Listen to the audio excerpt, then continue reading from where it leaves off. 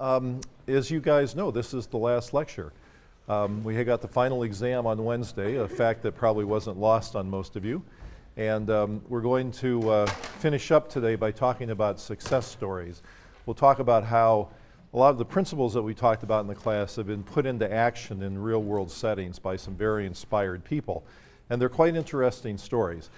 Before I do that, I just wanted to remind you again about the final exam on Wednesday. I hope you didn't have to use up too much of your time over the break studying for the exam, and I hope you all had a very nice Thanksgiving break. But the exam is on Wednesday. Let us know if you have any questions about that. And also, for those of you who have your op-eds published, please send them to me. A bunch of you have already done that, and it's really nice to see these op-eds published all around the world. Some community newspapers, some larger places, some internet websites, and the like. So it's very nice because it's a great way for you to learn that you really do have a voice in these matters if you care to exercise it, and that it's a very good exercise learning how to take what could be a pretty complicated argument and distilling it into a relatively small space that an op-ed requires. So I'm not surprised by your success at having them published, but I'm very delighted to hear that they have been. And again, please continue to send them to me.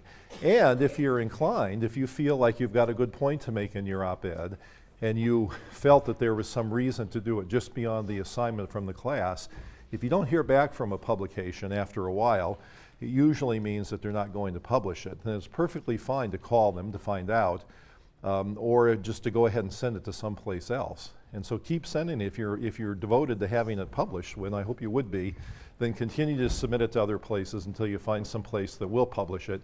And don't get discouraged if the first place you send it doesn't publish it. One thing I'd like to do before we move on to the content of the class is to thank the teaching fellows. These folks have done a tremendous amount of work over the course of the class, have graded and graded and graded, worked with you guys, fielded emails, phone calls and the like, and have been one of the best groups of teaching fellows that I've ever had for this class. So let's please give them a big hand.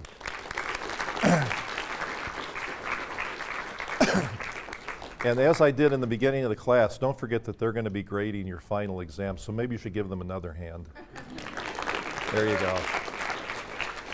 All right. So let's talk about changing the food environment. Now, we've talked about a lot of reasons for changing the food environment, and they break down into three broad categories, and depending on which category you pick as the most important, you start finding groups that are interested, scholars who are interested in it, and governments that are interested in it. And they basically fall into three categories. So we've talked during the class about health reasons, impetus for changing things from a health point of view, and you see some of them listed over there: healthcare costs, obesity, hunger, and the like. And there's a group of people around the world who care deeply about changing the food environment for these reasons. There are also, of course, environmental reasons that we've talked about during class, and there's another group of people who care deeply about these. And then, of course, there are people who care about these things for social justice reasons and believe that the food environment should be changed just because it's the right thing to do. There are constituencies in each of these categories, and one of the problems is that they don't very often talk to each other. And so a course like this, for example, where we really tried to bring this all together, is pretty unusual around the country. And it's unusual because people tend to focus in one category or another and not cross the boundaries of those. But it's my belief that by crossing the boundaries and bringing these perspectives together, you have a lot more reason for doing things, a lot more ammunition for making change, and a lot more people could be on the team if they all came together. So let's talk about what it takes to make change. I'm going to give you some examples of people who have created real change, people who have had impact, people who have changed the way the world thinks about food, have done programs where there's really been significant impact and the like. And if you look at the common denominators across these people and their approaches, there are certain things that tend to fall together. So if we start off with whatever the end product is, some program, some initiative, some public policy that's had impact, there are a variety of things that I think converge into making this happen. And some have to do with the people, some have to do with the process they follow and the like. So first, on the people front, It seems to me that what's common to these things is a good idea to begin with. Of course, that has to be in place. But lots of people have good ideas, and nothing ever happens with them. So what really makes a difference, to some extent, is the personality of the individual who is driving for the change. And that has to do with their passion and, of course, their personality characteristics. Those dovetail with these things you see on the right, people's ability to frame a message in a constructive way. That is, create an argument that defends the change that they think needs to be made, and an argument that's persuasive, compelling, it draws people in rather than turns them away, etc. And that framing becomes very important, and I'll give you some examples of that today. Next is the diplomacy, of course. I mean, you can kind of be the bull in the china shop, rant and rave about how bad things are, but very often that doesn't get things done. And a diplomatic approach where you bring people into the team, encourage others to join the whole cause can really make a big difference. And some people have been very good at that. Deputizing is another thing we talk a lot about at the Rudd Center, and this is the ability of an individual or an institution to get people who ordinarily wouldn't be interested in the topic, and then bringing their professional expertise or their personal passion to the issue, and that makes a lot of difference. So if you think about the hunger and obesity areas, for example, now there are some economists paying attention to it, there are lawyers paying attention to it, political scientists, and some of these people are the ones who came and spoke to the class. So you've seen and heard from them. Well, the fact that they got deputized into the cause, the fact that these were all people who used to pay attention to other issues, but now are paying attention to food issues, can really help a lot because they have new perspectives, new ideas, victories they've won in other arenas that can now be applied here. So that deputizing that some people have a real knack for is very important in this. And then finally, organization and science can be part of it. If you're organized, you can, or you have people work with you who are organized, you can really pull off a lot, and that just means you're more effective. And then the science can be very important ammunition for making public policy changes. The science, there's very often public policy is not connected enough with science, and that's a problem. But in the right context, the right piece of science at the right time can make a big difference in the debate about an issue. So science can be quite important if it gets communicated and if it gets connected out there with the real world changes. So the question is, who creates change and how does it happen? And I'm going to give you several examples of people, one of whom is this person right here, whose name is Alice Waters. Now, we've mentioned her before in class, and she gets mentioned here and there in the readings. She's a very interesting person, and I'll come back and tell you more about her later. But she's a well-known chef and author of a number of books. I'll show you some of those. Owner of a restaurant in Berkeley, California called Chez Panisse, and is an activist who's pushed very hard for bringing local food to people, better foods in schools and the like. And so we'll start off with the premise that she's been an effective person. She's been in the newspapers, documentaries have been done about her, and she's had a big impact on the national and even international scene. And she's considered by many to be a visionary, inspirational person. So what is it about her? What is it about her that's made her effective in this context? So we'll talk about that and then talk about how the ideas get put into play and how one can make change and go about doing that. Now, it's interesting, of course, to think back about how much the food environment has changed. And for those of you who are interested, we have something called a food timeline, or the evolution of food, on the Rudd Center website. So if you go to our main website, which is yaleruddcenter.org, and scroll down to the bottom of the home page, which is what this is, you'll see this evolution of eating at the bottom. And it's a timeline. You can scroll across the little things, and it goes way back in food history and tells clever little stories about when this started or when this was invented and who the players were and things like that. And it's really a very interesting thing to read. But as we talked about before, the food environment has changed unbelievably in a short period of time. So in the course of human evolution, a life as short as mine is not very many years. But if I've told you stories about what my life was like as a child in the food environment at that point. Almost no marketing at all except for Saturday morning commercial television ads for sugared cereals, Coke and Pepsi bottles in 8-ounce or 6.5-ounce servings, the like. It was really, really very much different. And so it's interesting to go back a little bit in history. And I wanted to do just a little bit of that again to give you some sense of how much things have changed. So there's some people that are interesting figures and kind of became pioneers in some ways. And I'm going to make the point that in some ways we're going back to our roots in thinking about changing the food environment. So this is an interesting man named Sylvester Graham, lived in the 1840s. He was a Presbyterian minister, stumped along the eastern seaboard and became prominent because of that. He preached on vegetarianism, and not many people were talking about being vegetarian at that point, but he believed in it. And he developed a coarse fiber food that you guys will know of as graham crackers. And the purpose of the graham cracker at that point wasn't to put marshmallows and chocolate on it, but it was to have fiber and other nutrients packed together in a food that was healthy. So in some ways, it was sort of an early version of an energy bar or something like that, but was much healthier food than other things have become today. Now, another contemporary of his that happened was this gentleman here. And here's the history that he had, and you'll recognize his name in just a minute. In the state of Michigan, there was the Adventist Church was established in 1854. Shortly after that, it changed names to the Seventh-day Adventist Church. The church established a health retreat, a sanitarium for people who had things like nervous exhaustion, fatigue, just weren't very healthy. They would come to this health retreat to recuperate. And it was called the Western Health Reform Institute, and it was led by the gentleman that you see pictured here. They focused on healthy diet. It was in a small place to begin with, and you'll see the picture in just a minute, and then a larger place as it grew in prominence that you see on the right, people walking around in formation, they're getting physical activity.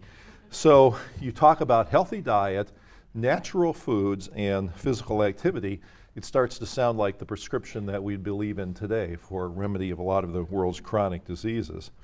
This was the original place where it began, a very small place, and it was called the Old San, short for sanitarium. And a person who was a frequent visitor there and a lecturer was Abraham Lincoln.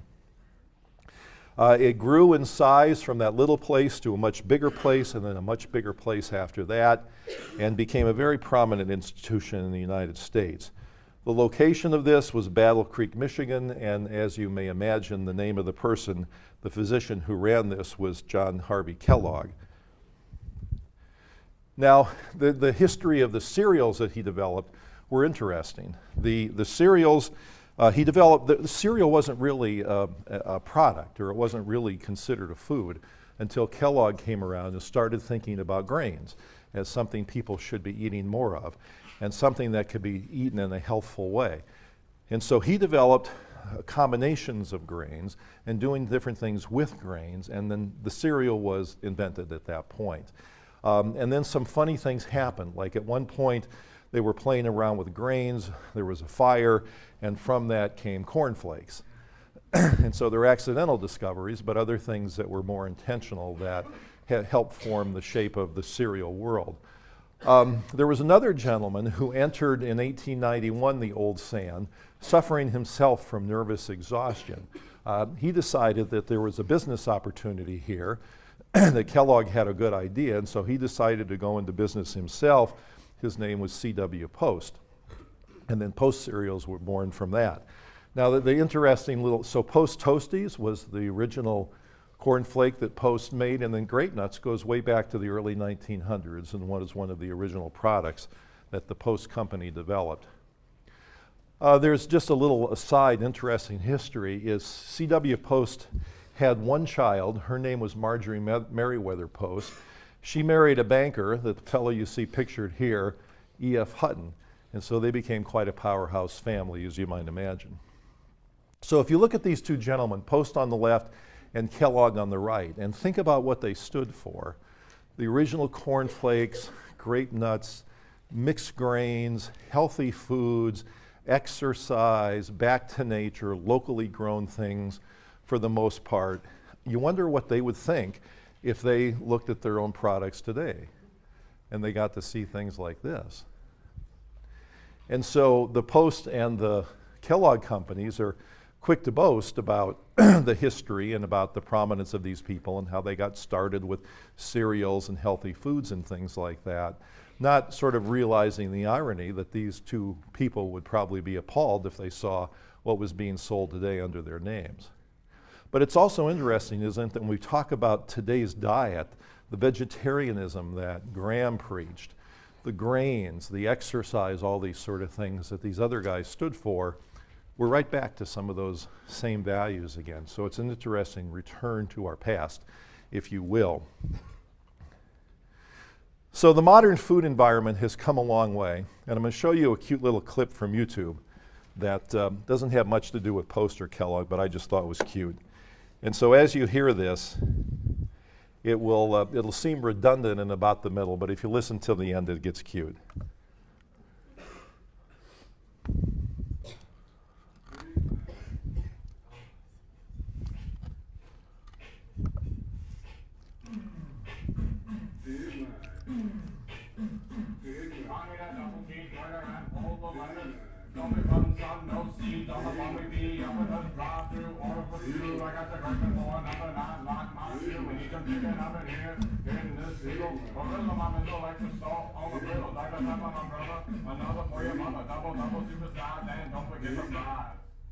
That's about it. Sorry, I only caught the double cheeseburger. I'll pull it down for you. Can you throw that down again? Big much.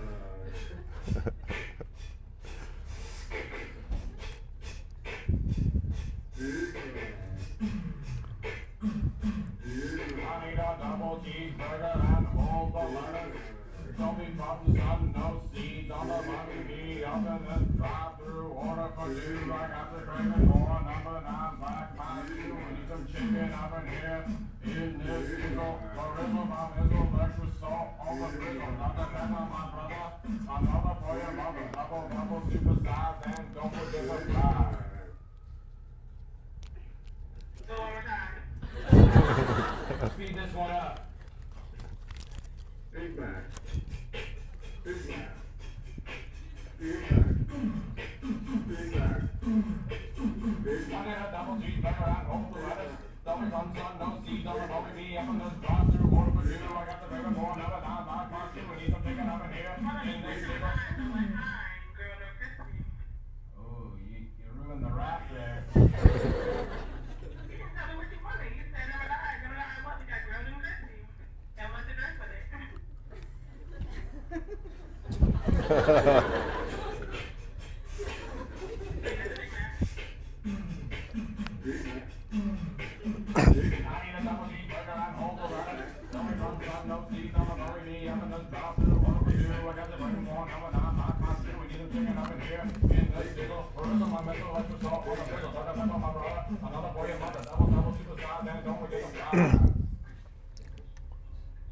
Crispy.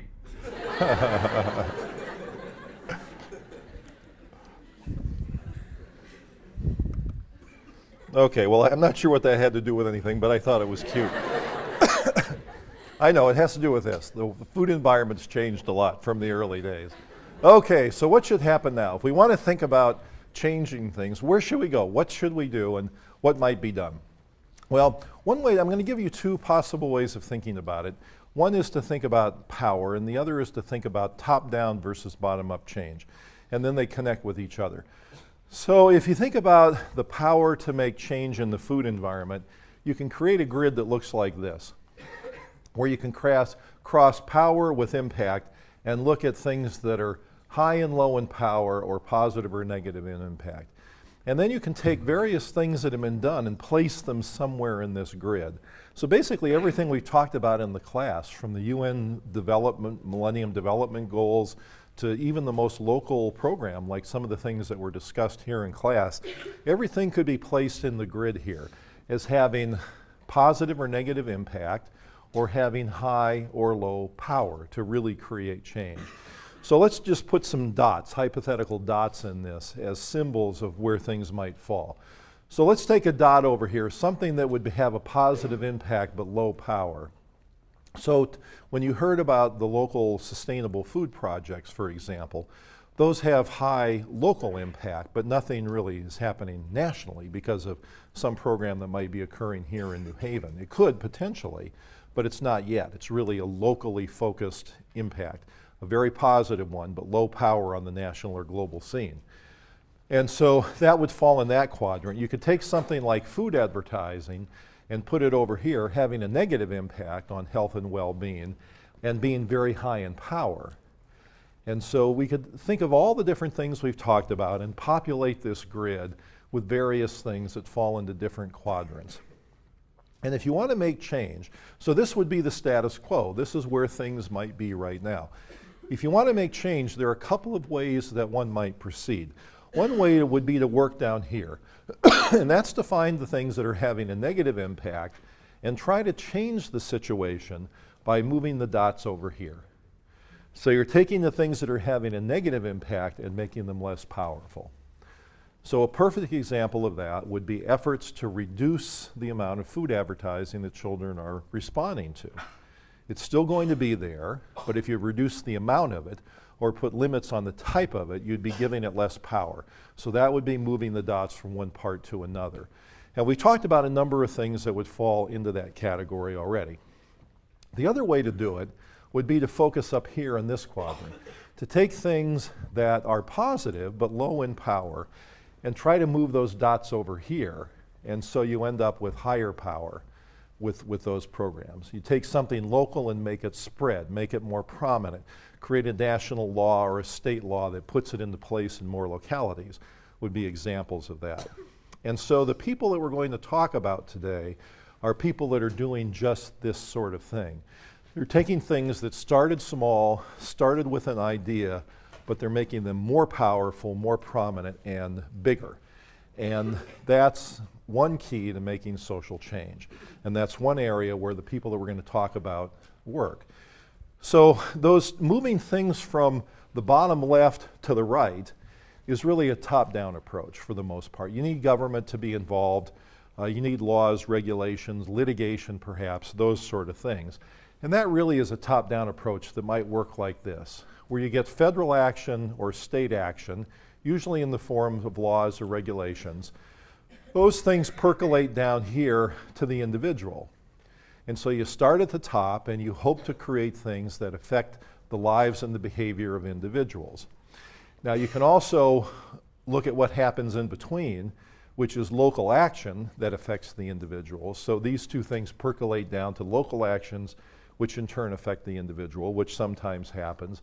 And of course, sometimes global action might create this sort of a thing. Now, it's startlingly apparent how seldom this happens with the United States, that last line that gets put in, where the rest of the world takes the lead, they come up with creative, ingenious ways of solving problems, and we don't listen. And so the perfect example of the American arrogance has to do with the environment, America not signing the Kyoto Treaty, and things that a lot of you guys know about. Now, my own politics are showing through here. But why do I feel that way? Well, I travel a lot around the world. When I go to various countries and we talk about food nutrition issues, very often the people from other countries just say, when will the US ever catch up? You know, when will they ever stop getting in the way of global advances of these sort of things? So once in a while in the US, the global action will affect what we do, but not enough. But sometimes it does happen. But this would be a top-down approach. And so an example of that would be menu labeling, which is a very prominent issue out there now, as we've talked about in class a number of times.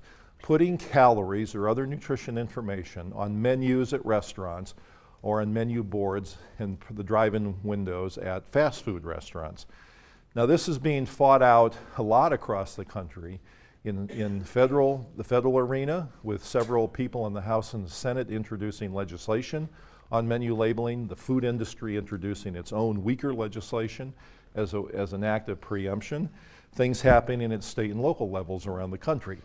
Why is this important? Well, more and more people are eating out. So now over half the American food dollar gets spent eating outside the home.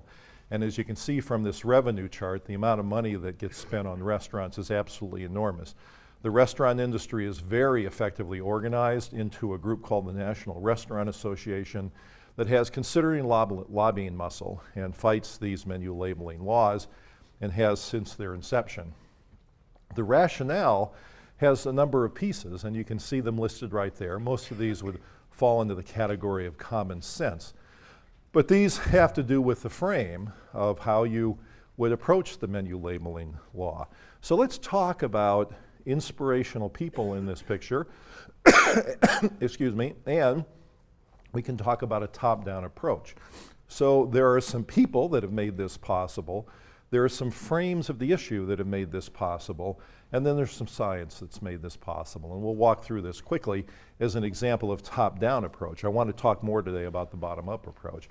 Now, we talked before in the class about legal optimal defaults, and in the case of New York City, there is now an optimal default for menu labeling. In New York City, the restaurants are required to put the chain restaurants, not all restaurants yet, but chain restaurants are required to put calories on the menus. That was made possible by Thomas Frieden, the Commissioner of Health in New York, who I mentioned before, who's a very determined, passionate, committed Commissioner of Health, more effective on these issues than really anybody else in the country has been so far.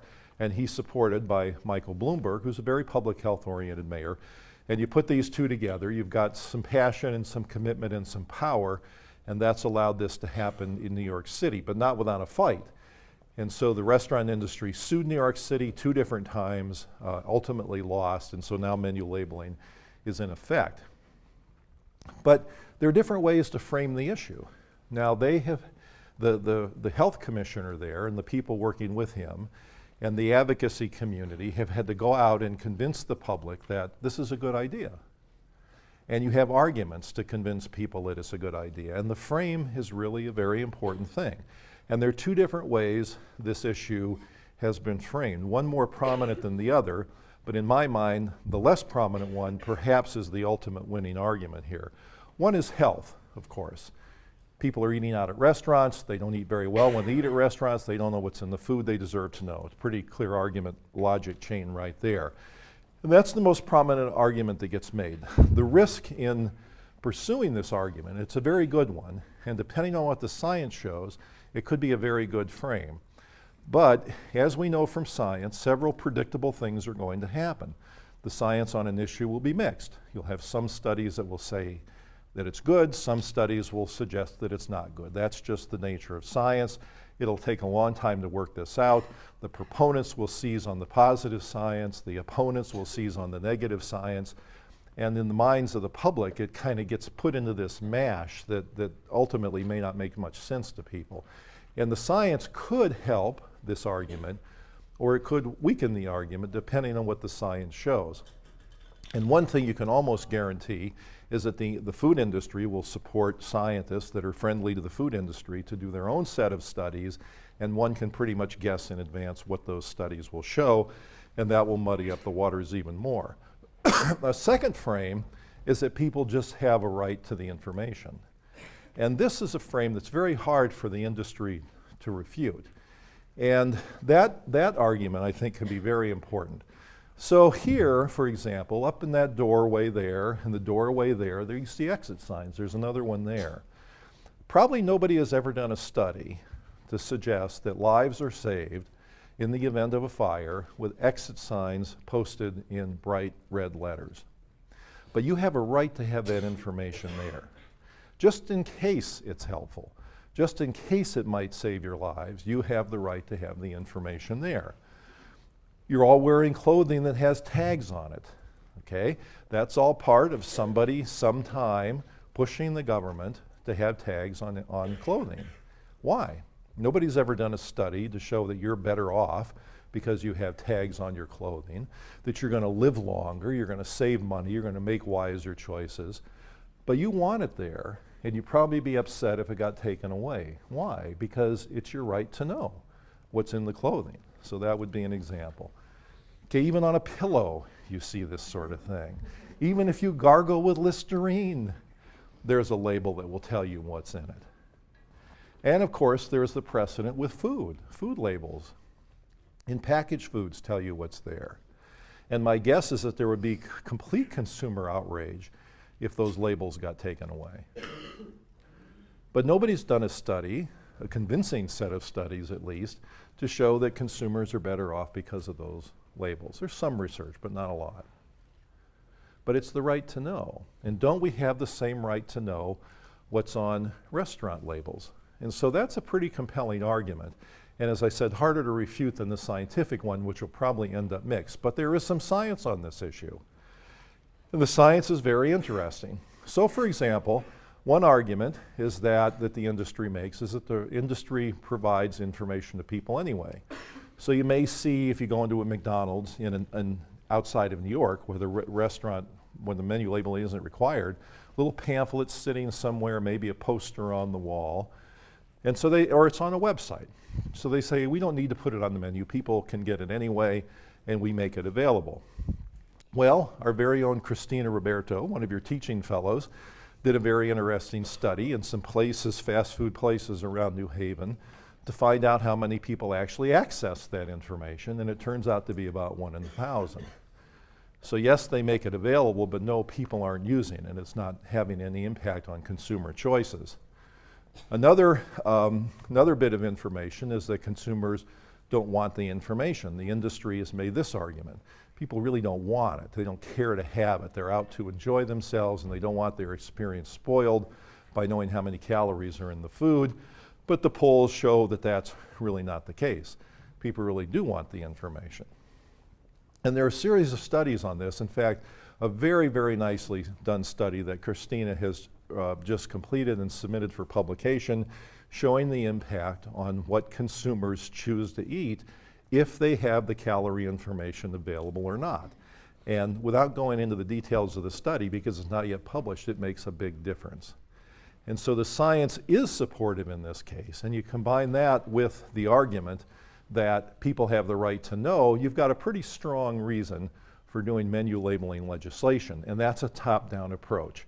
That would be government intervening federally or in a statewide or even local like in New York to make a difference, and that is an example of top-down. And if you're interested in this particular topic, we've done a report on this at the Rudd Center, and you can get to it from our website.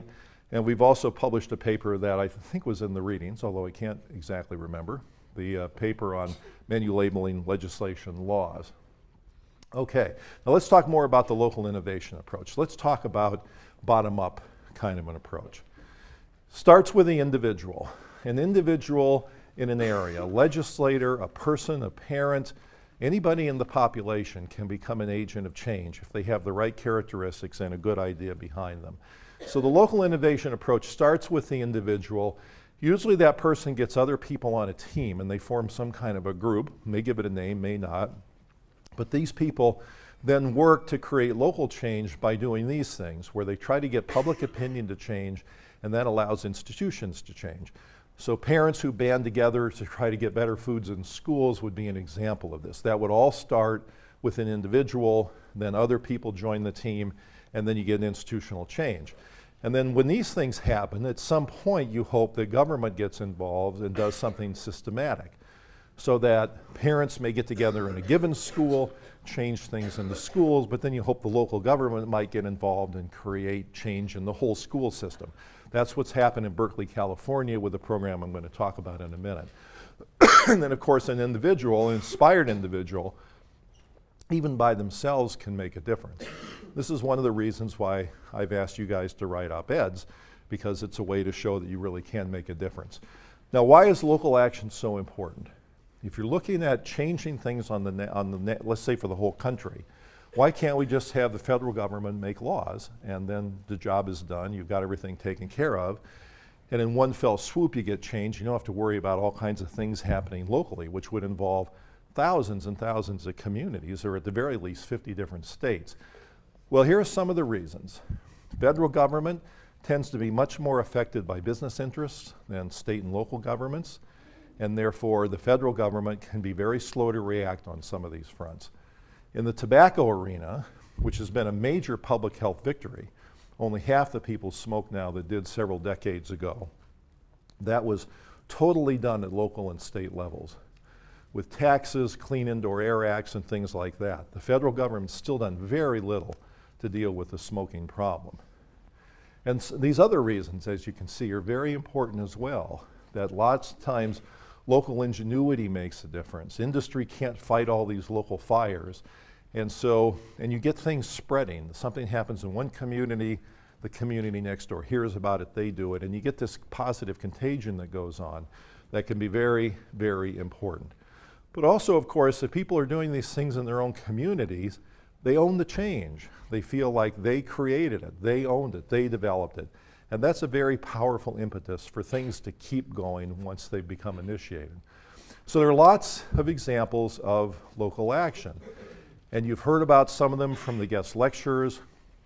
You've read about a lot of them in the readings, and you've seen examples of these. So I'm just going to go over a couple quickly and then a few in more detail in this context.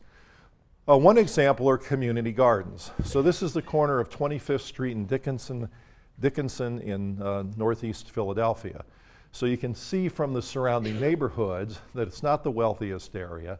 The area where this community garden now exists was probably burned down houses or abandoned houses. They got torn down and the green space got created. So this would be an example of a local victory that's occurred, in this case in Philadelphia. So that's one thing that can be done locally. Community-supported agriculture is another example. Now, we haven't talked about this specifically, but I think Jen McTiernan alluded to this when she talked about City Seed, but CSA is where you buy a share of a farm. Now, it might only cost you $10 a week for the growing period or something like that, but then you own that little tiny share of the farm, and then each week you get money. You get, not money, but you get food from the farm. And it's a way where the farmer gets money in advance, the farmer then has a steady income, knows how much to grow, people get locally grown fresh food, the cost of your share goes down if you go and spend some time working on the farm, and these CSAs are really spreading around the country. There are a number of them that exist around the New Haven area. So that's another example of local victories. There's the guide here on community-supported agriculture, if you're interested, and I've given websites for the various things down there. Let's use some specific examples of local action and talk about both the people and their ideas. And the Yale Sustainable Food Project is one, but of course you've heard about that already.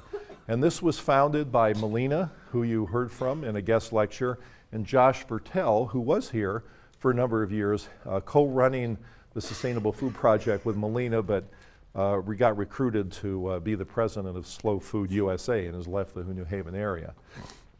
City Seed, you heard from Jennifer McTiernan about that, so those are examples of local people making a difference. The Edible Schoolyard I'm about to talk to you about, and that's with Alice Waters. I'm going to talk about Jamie Oliver, the chef from Britain, who Marlene Schwartz talked about briefly in her lecture. I'm going to talk about a program called the Sustainable South Bronx, and the woman who runs that is Majora Carter. So in each case, in each of these bullet points here, what you see are inspired, committed, passionate, and effective people, and that's what's made those programs possible. Well, let's talk about some of them. So again, you've heard about the Sustainable Food Project and City Seed already, so I won't talk about those in any more detail, but those are examples right in our own backyard that have been very effective and have become models for action outside the New Haven area. All right, let's loop back to Alice Waters. Hey, I mentioned she's a chef, an author, owner of a restaurant, etc. Alice went to France when she was young, studied to be a chef, came back to the United States and founded what may have been the first sustainable, locally grown oriented, healthy food restaurant in the United States in Berkeley, California, called Chez Panisse. But then she did many things after that. Here's a picture of Chez Panisse. If you're in Berkeley, it's a fabulous place to eat. I've been there a number of times and it's really very good. Alice has written a number of books as a chef, so she's written Chez Panisse Fruit, Chez Panisse Vegetables, but a variety of other things. Her most recent book is this, The Art of Simple Food, which is very interesting and well done. So she's been quite effective as an author. But perhaps what she's best known for is this project in Berkeley called the Edible Schoolyard. This used to be a paved parking lot behind a middle school, the Martin Luther King Middle School in Berkeley, California.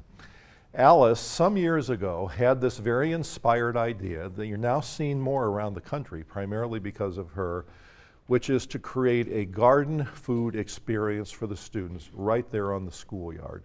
So she convinced the school officials to tear up the parking lot. She got money from people in the community to help support this, tore up the parking lot and planted this sustainable garden right behind the school. Now, you can't really see so much from this, but you'll see from some other pictures that this Martin Luther King Middle School is a mixed race, mixed social class middle school in Berkeley. So it's not sort of upper crust Berkeley by any means. And this community garden becomes a place not only for students, but for people in the community. So families come and walk through the garden in the early evening just to enjoy themselves. And the kids in the school work in the garden a lot. And it becomes part of their day-to-day experience.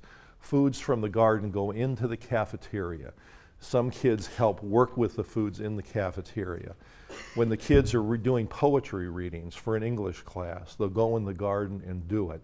When the kids are learning elementary genetics, they'll learn plant genetics and go in the garden to do it. The after-school programs take place in the garden. And so it really has become integrated into the life of the school. Not just one little club or something like this doing it, but lots of kids in the schools doing it. The garden has lots of different varieties of fruits and vegetables and plants, edible flowers and things. They have chickens in there. They have a few other kind of animals. And it really is a very interesting place.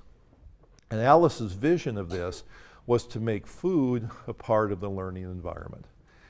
And the point was kids are exposed to a toxic learning environment with food in most schools, and this was a way to turn it around. And it's a very interesting place. If you ever have an opportunity to be out in Berkeley and you can visit this, you can't help but be impressed. I couldn't help but be impressed when I visited there.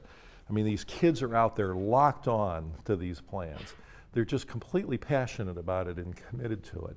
And these are some kids who grew up in families where all they ate was processed, fast-type food. They're then bringing vegetables and fruits home with their parents with a little sheet on how to prepare them. And it really, presumably, although it hasn't been tested thoroughly enough yet, has had a big impact on the lives of some of these families. And you can just see from these pictures, but again, as you see it in person, it's really pretty amazing what kind of effect this program has. And then there are programs where younger kids come into the sustainable garden and learn how to deal with the fruits and vegetables. You see pictures like this that are really very touching, and there's a lot of this kind of stuff around. And I remember going there once in the late afternoon when the kids from an after-school program were there. And what they had done is they'd gone out in the garden and picked something, I forget, maybe zucchini or something, and they'd sliced it up and then baked it in the oven, and then they were going to have it as a snack. And I've never seen kids so well-behaved, so engaged with what they were doing. It was really quite amazing. And so this inspirational person, Alice, really helped turn the environment of this school around. And so this picture that you see on the right is pretty typical of, that's the main table in the building they have that's off of the edible schoolyard. And that's pretty similar to what I saw when I was there, those kids smiling and laughing and really enjoying themselves, and really pretty inspired. Here's another picture of Alice with the kids from the garden and all the vegetables and things like that. So the concept here, and here's a quote from Alice, it's a little hard to read in the back, it says, "Right there in the middle of every school day lie time and energy already devoted to the feeding of children. We have the power to turn that daily school lunch from an afterthought into a joyous education, a way of caring for our health, our environment, and our community." And so I wish Alice Waters had been in the area and we could have had her come in to guest lecture, because she's this sort of dynamic person who has this infectious way of getting people excited about these ideas. And you hear her and you just can't help but thinking, oh my God, this is exactly what ought to be done. And so she has the power, the passion, the ideas. But she's had persistence as well. So this one school did this in Berkeley. She then convinced other schools in Berkeley to do the same thing, and then got the Berkeley Unified School District to create these gardens system-wide in other schools. So that was an example of one person, local change, and then the government gets involved and institutionalizes the change. If you'd like to read about this, there are some books that have come out just recently on this, just a few weeks ago actually, and the website for tracking those down is listed on the slide you see there. So this is very impressive, and it's an example of one person making a real difference. Her power, her ideas, her persistence, her organizational ability, all those sort of things I showed on one slide have come together, and that's been very effective. Another thing she did, which was to get national officials interested in this. And as part of the Smithsonian Folklife Festival that happened several years ago on the mall grounds in Washington, D.C., there were a lot of things occurring, and you can't see it very well, but over here in the bottom right-hand corner is a sustainable garden that Alice helped put together as part of this Folklife Festival. And she got the people that did the Yale Sustainable Food Garden, Josh and Melina, to come down and help coordinate it and plant it. And then what she did was she had this garden, had a tent, and had a table there. And then she invited people from Congress to come and take part in a sustainable lunch, to get them interested in school lunch programs around the country. And so she had a lunch, she invited me, and I took part in this with these people and a few others, sitting around a table, eating foods that had come right from that sustainable garden. And she made the point to these individuals that this is important, it needs to be done for kids nationwide, and these folks listened. In fact, Hillary Clinton has followed up with some legislative initiatives herself. Tom Harkin is a real champion on these issues. And there were several other legislators as well there who I think heard the message and got inspired by this. And the way this table was set up and the way the event was done was so nice. So I had my camera with me, I took a few pictures of the sort of things like this, and you just got this sense from being there that there's this beauty, majesty, joy of food that Alice talked about in that quote that should be shared with our children. And that should be done in the schoolyard, it should be done in the cafeteria, it should be done in our educational system. And that might help change people's opinions, attitudes, and behavior with respect to food. Here was another example of just a little thing from the table that just created this kind of beautiful atmosphere that was very, very touching. So back to the edible schoolyard, this is the building that they built off the schoolyard where the kids take part. And it's, of course, made possible by the inspiration of one person. So one person can really make a difference. Now, it's one example. Okay, the next example is Jamie Oliver. And as Marlene mentioned in her lecture, Jamie Oliver is a chef, a prominent chef, has a national TV show in Britain, and is very popular. And he went by the title of Naked Chef, and it had nothing to do with what he was wearing. It was all about foods that were in their more natural form and weren't, covered by lots of other things. And he got very interested in school lunches around Britain. In addition to his show, he started looking into school lunch programs and was pretty appalled by what he saw. And he became a very prominent advocate in Britain for better school lunches. And there are pictures of him like this, looking at these sort of mysterious things that were part of the school lunch program and railing about the poor nutrition and how it was hurting kids and how it was costing a lot of money along the way. And so he did several very visible events. As you can see, these are kids on a lunch line, but they're in the middle of London here. They're not actually in a school, where he served healthier foods to kids and showed quite visually how kids would eat these foods if they were made in an appealing way. He finally got the ear of Tony Blair and other prominent people and basically embarrassed the government by doing television show after television show, railing on about how bad the food was. And so the British government then stepped in and changed the school foods in a pretty important way. And again, this was the vision of one person. So that's made possible by the inspiration of one person, in this case, Jamie Oliver. So here's a person who made national change, not so much by creating local action, but making it visible on national television. And in this case, embarrassing the government. So a different approach than Alice Waters took, but a very effective one. So you have these two people who started out as chefs, becoming appalled by what kids were being served in schools. They shared a passion for the health and well-being of children, and one made a big difference in the US and another in the UK. Another example that I'd like to share has to do with this program called the Sustainable South Bronx. Now, this is a very interesting and inspired program that is run by a woman named Majora Carter. Now, the Sustainable South Bronx, and here's a picture of Majora Carter here. She, I think, has a master's degree in public health, but I'm not sure, but graduated at some point from Columbia University and really wanted to do something in her home area of the South Bronx. And those of you who are from that part of the world will know that the South Bronx has a reputation for being a very rundown, dangerous, poverty-stricken part of New York City. And the movies have been made about it, documentaries, et cetera. And so these sort of pictures are kind of the stereotype of what people thought the South Bronx should be. So if there was ever a place, if you wanted to find the toughest, hardest place to make change or to do something more sustainable, the South Bronx probably would have been at about the top of that list. But Majora Carter took it on by herself in the beginning, and then others joined the effort.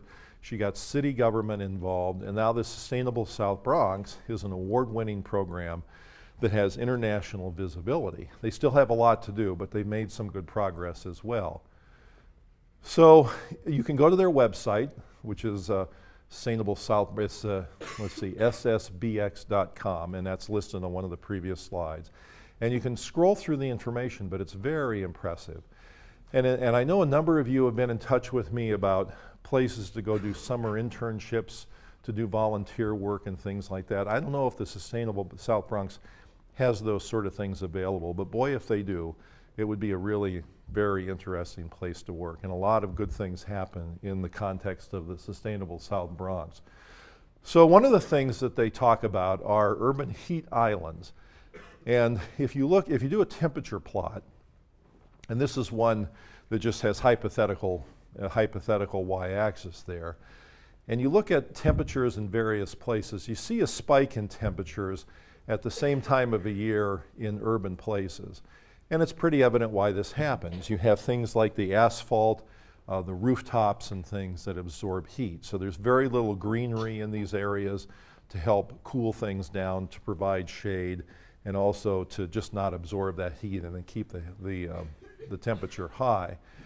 And these urban heat islands create climate issues for the people who live there, makes it less pleasant to live in the summer, but also makes it just generally more inhospitable.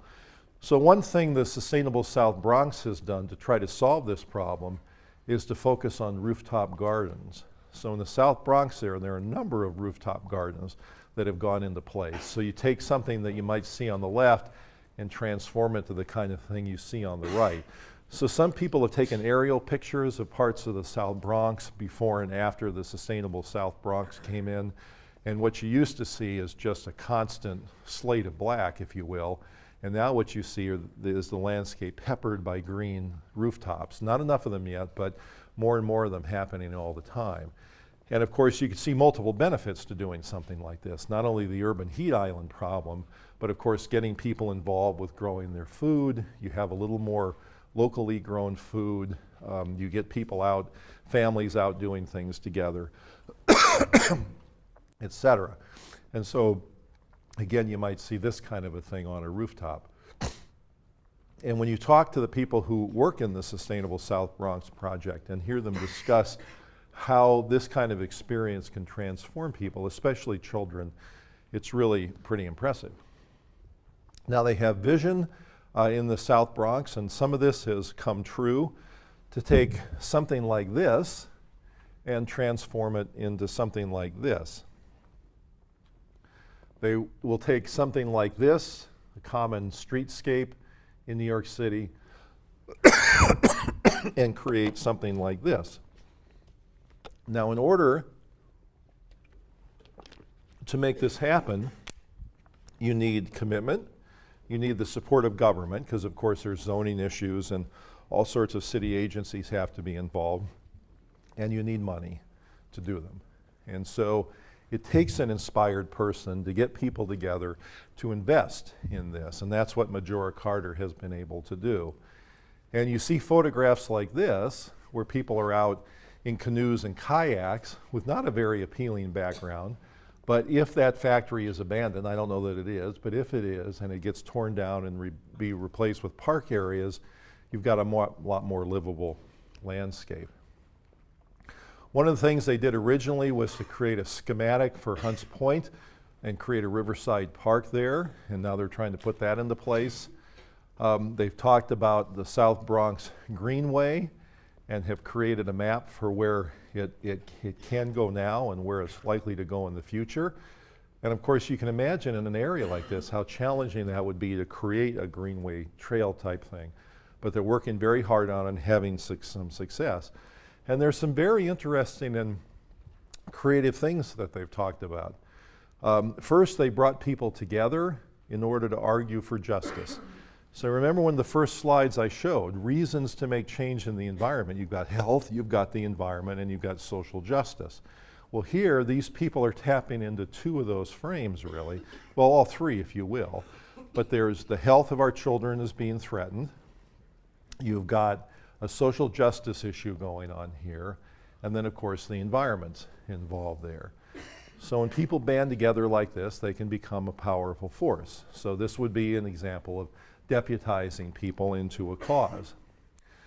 Another thing that they talked about doing there was to take the Sheridan Expressway, which was an underutilized expressway in New York, and decommissioning it. So shutting it down, tearing parts of it down, reconnecting neighborhoods that previously had been divided by this expressway, and use it to create park space, open space, and green space for people. Now that's a pretty bold idea, isn't it? Decommissioning the whole freeway, tearing some of it down and using it for things, but that's what they're working to accomplish as part of the sustainable South Bronx. So very impressive. And here's another picture of Majora Carter. The picture's a little dim, but I think the second person from the left is Mayor Bloomberg and a number of other officials there who are breaking ground for one of the projects that part of the sustainable South Bronx. So another example of somebody making a real difference. So again, made possible by the inspiration of one person. So you've seen these examples. You've seen the Yale Sustainable Food Program, City Seed, Alice Waters, the Edible Schoolyard, Jamie Oliver, and now the Sustainable South Bronx. All examples of projects that have become nationally famous, internationally known, have become examples for other people making change, all made possible by one person. And none of those people is different than you. Now, some of you will be passionate about this food issue and others won't. But for those who are, you really can make a difference. And this shows that you can create change from the top down. You can work with institutions, with government to try to create changes. You can work from the bottom up or from the grassroots up in order to create change, and both are necessary. Real social change happens when these two things are happening in sync, and then they meet in the middle. So it's almost like when the railroads were built in the US. They started from the east, built toward the Midwest, started from the west, built toward the Midwest, and then they met up. And that's similar to what's happening now with the food arena, and you see many examples of action that have happened at both the national levels and at local levels that are making a big difference. So both are important, both can be effective, both have to come together to do this. So there are some challenges to making these local changes, and you can see some of them listed here. They tend to rely on precarious funding, and they all need a more reliable source of funding. They tend to be understaffed because they don't have enough funding, and therefore have to rely on volunteers. Now, thankfully, there's a large group of very committed volunteers who work on these things, and those people can make a big difference. The third bullet point there, they tend not to connect with science. So, and then that connects with a fourth bullet point, is they just don't tend to get evaluated very well. So they look good, they appear to be having a positive impact, but without a thorough evaluation, you don't really know. And that's why connecting science with some of these existing programs is, I think, a very, very good thing to do. Excuse me. And then another limitation is that in each of these community programs, they tend to do a lot of things all together, and you don't really know what in that constellation of activities works and is having most impact.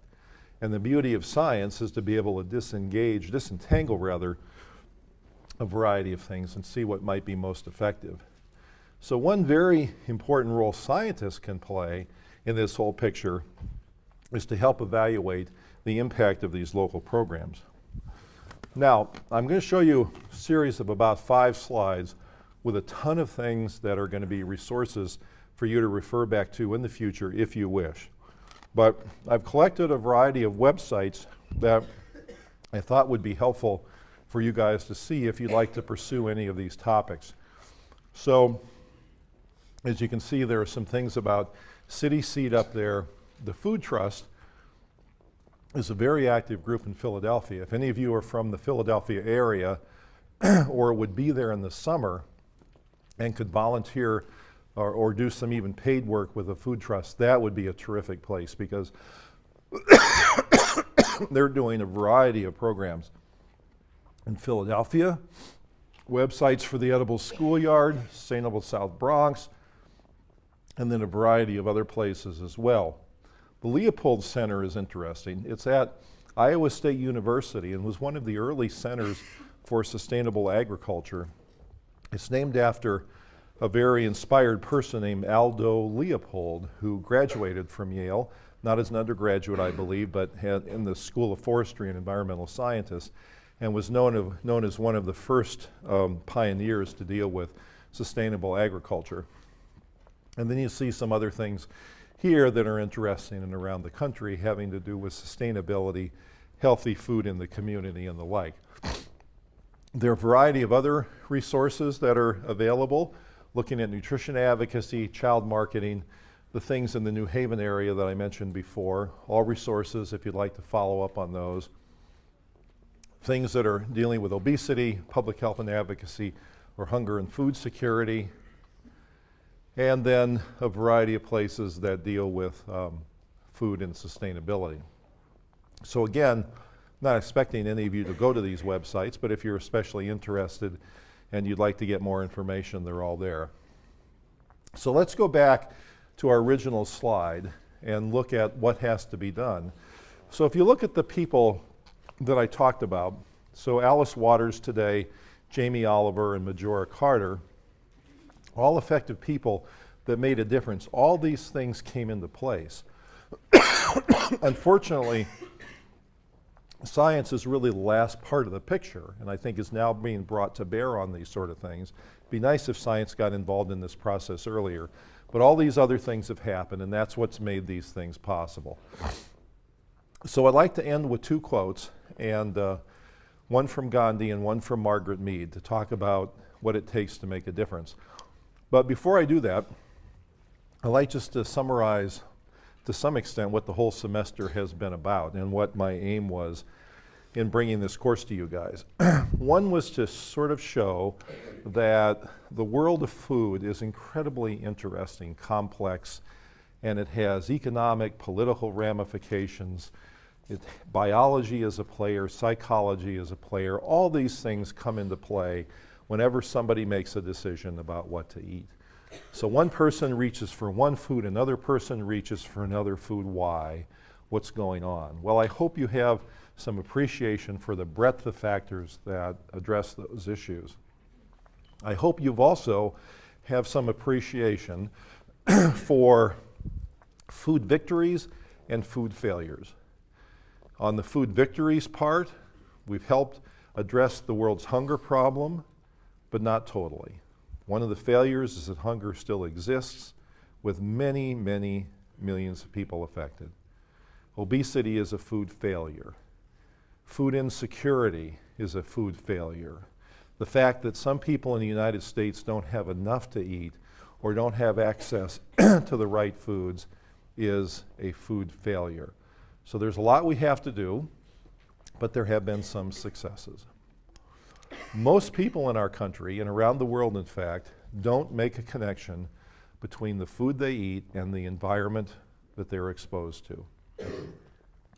So that's why we had such a heavy focus here on the impact of modern food production on water resources, fossil fuel depletion, biodiversity, all those sort of things. And my guess, although I don't really know this to be the case, is that the public is rapidly becoming aware of these things. And people are becoming more aware of and concerned about the energy costs and the climate change costs of the food choices they make. I think this is going to present a big problem for the food industry that they're not wise to yet. Now, they may be thinking about it, but I haven't seen much evidence that there's anything going on. And we talked about the concept of food miles. My guess is that more and more consumers are going to be concerned about food miles, looking at where their food comes from. And as this happens, and the food industry hasn't adjusted to delivering more local food, they're going to have a commercial problem on their hands. But again, that's just my prediction. We've talked about how heavily influenced people are by the food environment, by the environment they're exposed to. So food marketing is a big issue, especially directed at kids. Brian Wansink talked about the number of factors on our environment, the size of plates, the shape of glasses, how big the portions are people are served, having a big influence on what they eat.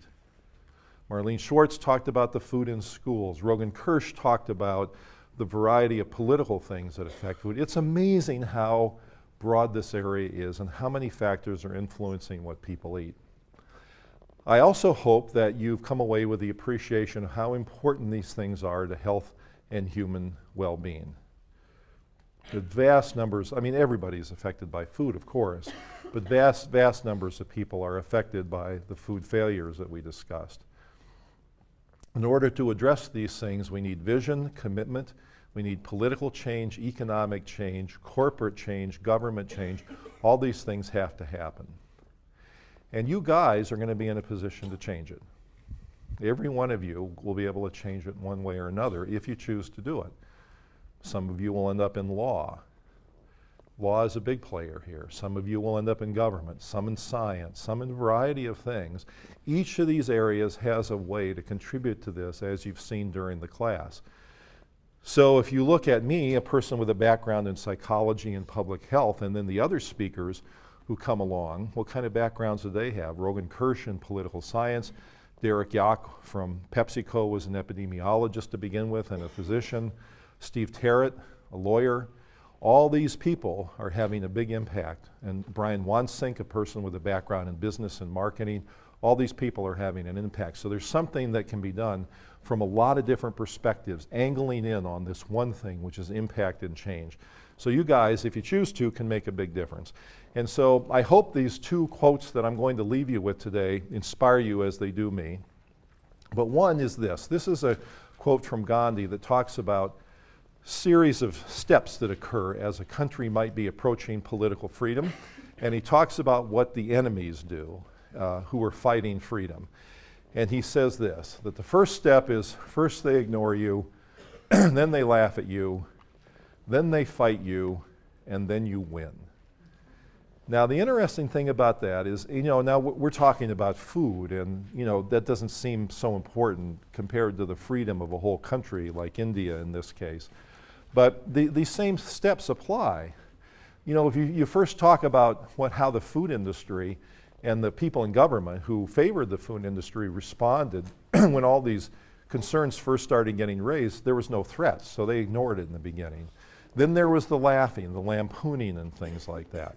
So I have a whole series of things I could show you where I've been lampooned in various publications, editorial in the Wall Street Journal, variety of places like that, that have sort of laughed at the whole thing in the beginning.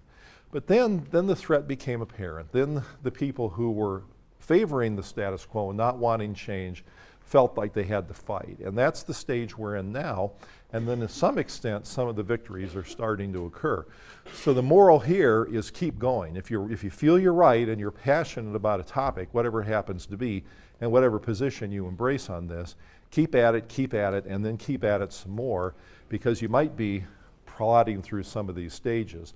And then the last quote that I'll give you is from Margaret Mead, a famous sociologist who talked about whether one person or a small group can make a difference. And she says, "Never doubt that a small group of thoughtful, committed citizens can change the world. Indeed, it's the only thing that ever does." So good luck with the final on Wednesday. We'll see you guys then.